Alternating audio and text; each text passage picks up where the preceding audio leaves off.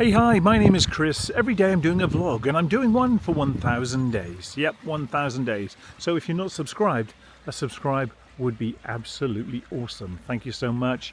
And today I'm going to talk about old friends who want you to be the same. But you've grown, you've moved on, but they still see you as the same. They think of you occupying the same space and they just won't let you grow. And because they don't let you grow, can you still have them in your life? You might have some shared experiences, but you've grown, they haven't, and they've stayed the same. And that can be a drudge, and I'll tell you why. As you've grown as a person, as you've developed, and that growth has pushed you down a different pathway, their growth, their journey, their pathway is always going to be different to yours, but sometimes these friendship pathways can run parallel and can run parallel for a lifetime. But sometimes when you've moved on, when you've done something different, and even though they're still in your life, they drag you back to the past where you shouldn't go, where you shouldn't belong. And that is a real issue for why people, I think, sever friendships. Because you don't necessarily want to be reminded of the past all the time. You don't necessarily want that past in your life, because you're constantly having to battle with the new you against the old you. After all, that was yesterday, wasn't it? You know, the old you belongs in the past, but your friends haven't forgotten that. They still maintain that you are that same person who hasn't grown, who hasn't developed, and they still treat you the same. And that can cause a real issue in a friendship. You can address it with them face to face, but I guess the risk is that that friendship terminates then.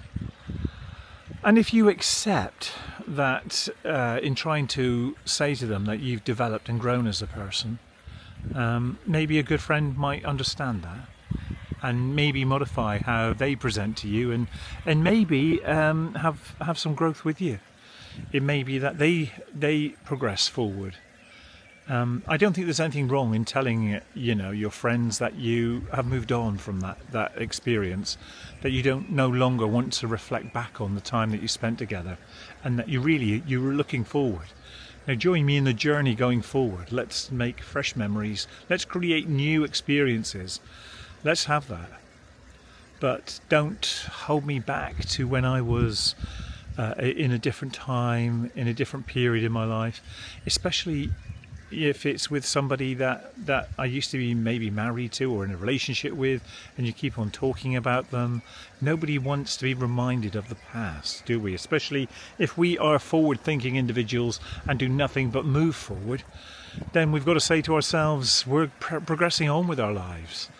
And in progressing on with our lives, I'd like you to progress along with your life and come along with me as my friend. But friends sometimes have a habit of dragging you back. Don't get me wrong, it's okay, isn't it, to have a conversation with somebody and say, oh, do you remember that day when you did this and when we said that and then we all did this and it was wonderful and blah, blah, blah. Yeah, I get that, that's fine, reminisce. It's okay to reminisce, but when they constantly drag you back to a period of time which maybe you don't want to look back on, that you don't want to go back to, that can be challenging. And if you've told them already that you don't want to, reflect back on that, I think most people will adhere to the fact that they don't want to upset you, and they accept that. And if they're good friends, they're going to press forward, they're going to go forward, and hopefully that is the case. But sometimes I think when you have friends who are recidivists, they're habitual in that, constantly dragging you back to the past. It might have been with people that you just didn't want to associate with anymore. It may have been talking about a time which wasn't good for you. And the fact that they drag you back there just resurrects all those feelings again, doesn't it? And you've got to say, pressing forward, I can't have that in my life. I don't want to have those memories constantly resurrected every time we have a connection. It's just not fair, it's not right, and I've moved on. Please move on from that. That's so much better for both of us. And if they can't, then maybe you have to limit the contact. Maybe in limiting the contact, you know, I talk about this a lot, but you'll get some peace back. And I'd like to think if they are true friends will accept that what was in the past was in the past.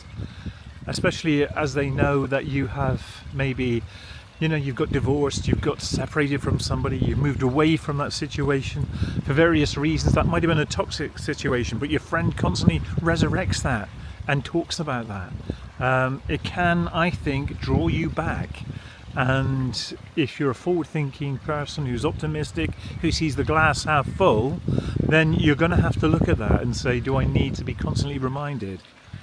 Most people would argue, no, I don't want to have the resurrection of a toxic past reminded me by a friend who doesn't understand my need to go forward.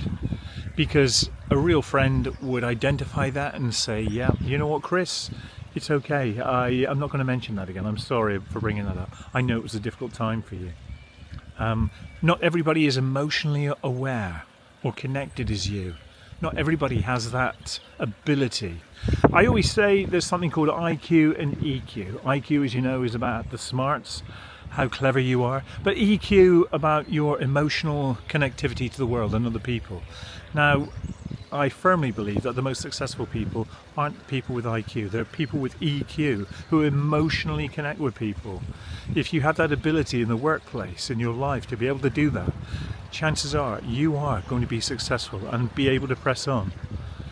And I've always maintained that your ability to connect with people is so important. And if anybody has ever really wanted me to go and do something or help them in some way, I'd be more motivated to do that because of my emotional connection with them than ever if it was the smart thing to do, if that makes sense, if I was pressed to doing it. Emotionally led people, I think, are people who just connect with people and just are able to go forward.